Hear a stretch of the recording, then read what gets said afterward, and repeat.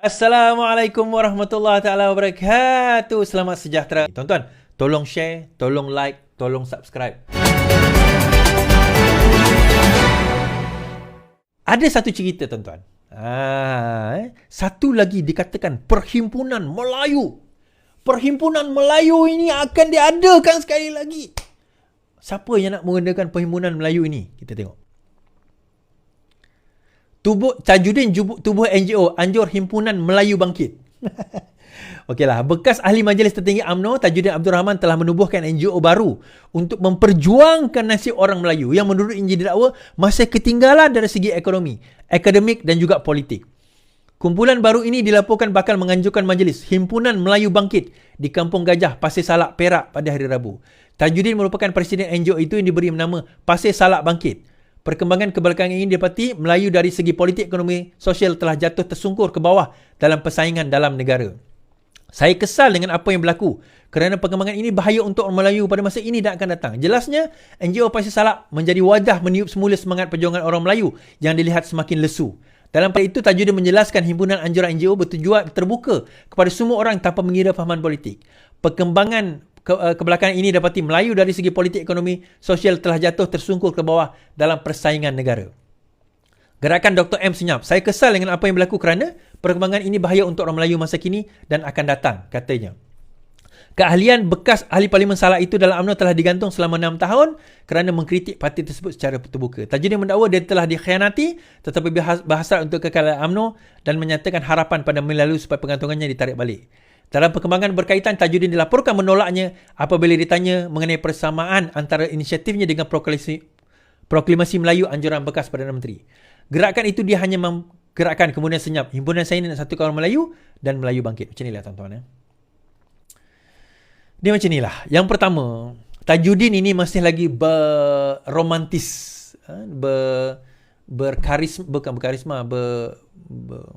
terperangkap dalam angan-angan dan halusinasi dia sendiri.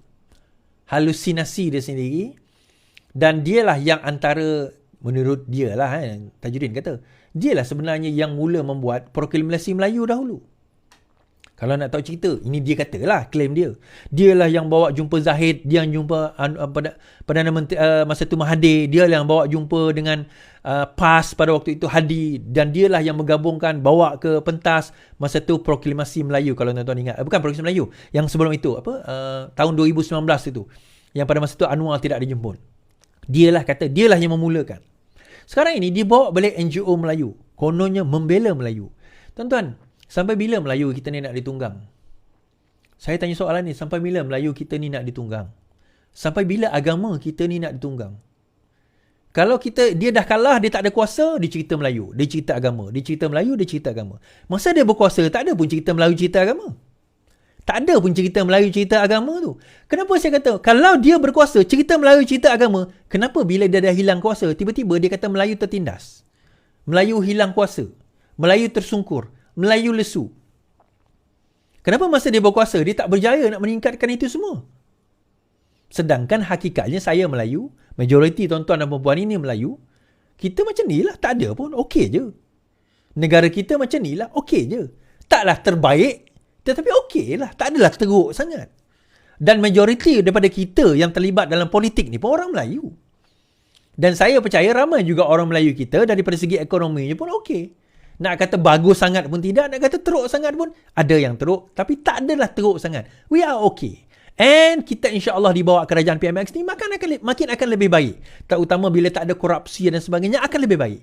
Tadi tuan-tuan, saya ini saya ceritalah. Saya jumpa someone lah daripada satu telco. Dia orang ada event esok. Sebenarnya hari Merdeka, hari kebangsaan ni, dia orang ada event. So dia ceritalah telco ni, saya tak nak sebut telco mana lah. So saya makan dengan dia sementara tunggu makan hari saya tunggu sambungan meeting, saya duduk makan lepak dengan dia. Ada event ke, saya kata? Ada event dekat sini kementerian ni. Nanti kita orang ada hari perarakan juga dekat ni hari kebangsaan. Oh, ramai ya. Wah, itulah kita tengok sembang-sembang, dia kata itulah bagus kerajaan sekarang ni. Ni dia cerita kat saya, dia tak kenal saya siapa tau. Dia tak tahu saya siapa, dia tak tahu saya Iswardi sebab dia budak muda yang memang tak tengok live saya. Saya tanya dia, borak-borak, kenal ke siapa saya? Dia kata, Tak kenal. Oh, ingatkan. Kenapa bang? Abang dah tahu kot pernah kenal kita kawan ke. Saya saja nak test dia. Dia tak kenal saya. Betul, dia tak kenal saya. So, saya tahu dia tak tengok live saya. So, tak apalah. Maksudnya dia bukan orang yang berminat dengan politik. So, dia cerita. Entah macam mana keluar cerita. Dia kata apa? Sekarang ni, saya tanya dia, macam mana kerajaan sekarang ni okey ke? Okey bang, dia kata. Kenapa? Dulu, ni cerita dia lah. Saya kerja dalam telco ni lama. Dulu, menteri boleh call macam tu je syarikat kami. Minta, kena pau memang teruk lah, kita kena pau. Juta kena pau. Sekarang ni, tak ada masalah dah tuan-tuan. Cerita pau tu tak ada dah. Bos kami pun happy. Sampai kami buat event, berlebihan pula event. Kerana bajet kami ada. Dulu kami terpaksa menyediakan bajet kena pau gitu tuan-tuan. Kena pau pun kami ada bajet. Terpaksa ada allocation, bajet pau. Tak adalah tulis bajet pau kan, tapi kena pau lah bajet tu. Sekarang ni tak ada. Dia kata, kami tak payah nak sediakan bajet-bajet kena pau ni. Bila ada event, kami boleh buat event. Malah event kami berlebihan pula. Sebab apa? Kami ada extra budget. Poinnya itu je tuan-tuan. Corruption yang berlaku dalam negara kita. Ni nak cerita pasal Melayu. Yang menyebabkannya tu siapa? Yang buat kita jadi macam ni siapa? Yang merosakkan kita tu siapa? Yang menyebabkan bilion ringgit terkeluar digunakan sewenang itu siapa? Adakah tuan-tuan, adakah saya? Saya ni tuan-tuan, to be honest, 1 juta ringgit pun saya tak pernah tengok depan mata saya ni. Tak pernah. Tuan-tuan pernah kot? Saya tak pernah. Tapi diorang jutaan ringgit dalam bilik. Dalam bilik je jutaan ringgit. Itu yang dalam bilik. Yang di luar bilik, Cayman Island ke apa benda island, bank sana, bank sini, kita tak tahu. Yang kita ni tuan-tuan, jangan kata 1 juta ringgit. Kata 100,000 pun tak pernah tengok dalam seumur hidup kita. 100,000 bandel lah, bandel. Saya pernah tengok 100,000. Wah, kaya kau tak? Kawan saya security guard. Dia tukang bawa duit. Masa dia bawa duit tu, saya tengok tegur dia. Oi, bang! Oh, bang, kau lah. Gimana? Di bank, hantar duit. Oh, dia tunjuk. 100,000 dia kata. 100,000 je, tak banyak. Sikit je. Oh, ni 100,000 lah. Oh, sempatlah saya tengok kan. Itu je lah, bukan sebab saya punya 100,000. Tapi siapa yang merosakkan tuan-tuan? Kita tanya soal ini. Siapa yang merosakkan? Baik. Itulah. Kan? Kata nak cerita proklamasi Melayu lah, sebagainya lah, apalah. Akhirnya, yang merosakkan orang kita sendiri. Ni, orang-orang ni sendiri. Saya bagi contoh tuan-tuan. Baru-baru ini, cerita 57,000. 54,000. Dikatakan, Saifuddin bawa warga Cina ke dalam Malaysia. 54,000. 54,000 warga Cina dibawa masuk dan akan dibagi kerakyatan kepada rakyat Malaysia, kepada warga China bukan orang Cina. Warga China ini akan dibagi kerakyatan dan ada satu page ke mana tadi kata akan dibagi apa orang kata mereka akan mengundi DAP dalam PRN yang baru-baru ini. Rupa-rupanya kita baca ni dulu. Isu kerakyatan warga Cina, laporan polis akan dibuat. Ni. Ini PAS Pusat. SPRM sila ambil siasat Menteri KDN, JPN. Isu 54,000 warga China dalam proses diberikan kewarganegaraan adalah sangat serius. Dia kata sesat. Ini siapa tulis? PAS Pusat. Rafizi kata, saya akan bercakap dengan Menteri KDN sendiri, Saifuddin, supaya satu laporan polis dibuat mengenai posting ini yang jelas satu criminal defamation. Dalam proses diberi kerakyatan adalah penipuan. PAS perlu bertanggungjawab bila berterusan berbohong sebegini. InsyaAllah Menteri Ekonomi akan berbincang dengan Menteri KDN agar laporan polis dibuat berhubung satu perkongsian didakwa sebagai jenayah fitnah. Okey, ia berhubung dengan apa orang kata satu akaun social media PAS berhubung dakwan 50,000 warga China dalam proses diberi kewarganegaraan. Sebelum itu, tular di media sosial mengenai 54,000 warga Cina dalam proses pengundi DAP yang memetik kenyataan Saifuddin. Namun, ia didakwa telah dimanipulasi pihak bertanggungjawab sehingga mendapat perhatian warganet. Baik. Ini adalah kenyataan daripada Fahmi Fadzil. Okay, Fahmi Fadzil menjawab isu ini di dalam TikTok beliau. So boleh follow TikTok Fahmi Fadzil lah. Apa Fahmi Fadzil kata? Okay, kita dengar. Dakwaan 54,000 warga Cina akan dapat rakyatan Malaysia tidak benar. Dakwaan bahawa Kerajaan Pusat Perpaduan akan memberi status kerakyatan kepada 54,000 warga Cina adalah tidak benar, kata Menteri Komunikasi dan Digital Fahmi Fadzil. Menerusi sebuah video dikongsi di laman Facebook beliau malam tadi, Fahmi berkata angka itu sebenarnya adalah jumlah keseluruhan permohonan yang diterima dari 2017 sehingga 2022. Saya ulang. Fahmi berkata, angka itu sebenarnya adalah jumlah keseluruhan permohonan yang diterima dari 2017 sehingga 2022. Okey. Dia berkata berdasarkan penjelasan menteri, hanya 45 individu dari China yang telah dianugerahkan kewarganegaraan Malaysia dari 2017 sehingga kini. 45 orang ya tuan-tuan. So mana datang 54,000 yang diwar-warkan oleh PAS itu? Mana datang 54,000 tersebut? Mudahnya begini tuan-tuan, cerita dia. Permohonan nak jadi warga negara ni banyak. Dari seluruh dunia ada. Pelbagai negara ada nak minta jadi warga negara. Itu tak pelik. Tak pelik. Kita kena faham itu dulu.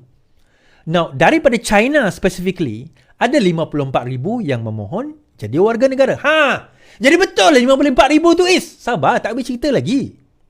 54,000 itu cumulation. Jumlah yang dikumpulkan daripada tahun 2017 hingga 2022. Tak termasuk 2023 tuan-tuan. So tahun 2020 sehingga tahun 2022, siapa menteri? KDN. Perikatan Nasional. Hamzah Zainuddin. Tahun 2018 sampai 2020, siapa menteri KDN? Tidak lain tidak bukan Muhyiddin Yassin. 17 sampai 18 kita fahamlah. 17-18 itu kita tahulah pada waktu itu Najib memerintah tapi setahun je lah. Tapi 18 sampai tahun 2022, tahun 2018 sampai 2022, menteri KDN-nya daripada siapa tuan-tuan? Muhyiddin Yassin dan juga Hamzah Zainuddin. 57,000 itu majoritinya daripada datangnya daripada bukan bekas. Sekarang ini Presiden Perikatan Nasional dan juga Setiausaha Agung Perikatan Nasional sewaktu mereka berkuasa. 54,000 majoriti datang daripada mereka. Dia nak deny macam mana? So apa yang Saifuddin kata hari itu, kami dapat permintaan 54,000. Saya meneliti. Dia menteri KDN menelitilah permohonan-permohonan tersebut. Meneliti. Belum kata lulus lagi. Tapi 54,000 tu datang pada masa bila? Kenapa banyak sangat Is? Tanyalah dengan Hamzah Zainuddin. Tanyalah dengan Muhyiddin Yassin. Kenapa banyak sangat? Tanyalah dengan dia orang ni yang mungkin tak tahulah proses itu mudah ke, ada janji apa. Saya tak tahulah. Tapi permintaan itu, permohonan itu ada. Namun begitu tuan-tuan. Terima kasih saya ucapkan kepada Muhyiddin Yassin pula. Saifuddin Nasution. Ni saya nak cerita on behalf of jentera saya, Zamri Sapi'i nama dia. Nama dia Zamri Sapi'i. Dia minta saya ucapkan terima kasih kepada Saifuddin. Saya tak boleh ucapkan lah dekat depan Saifuddin. Saya jarang jumpa dia. Jarang lah, saya pernah jumpa sekali je.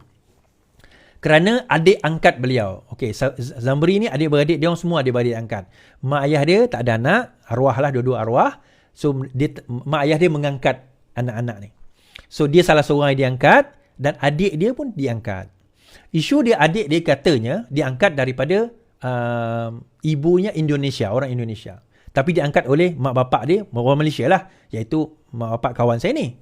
So sehinggalah umur dia 22 tahun, dia tidak pernah ada IC.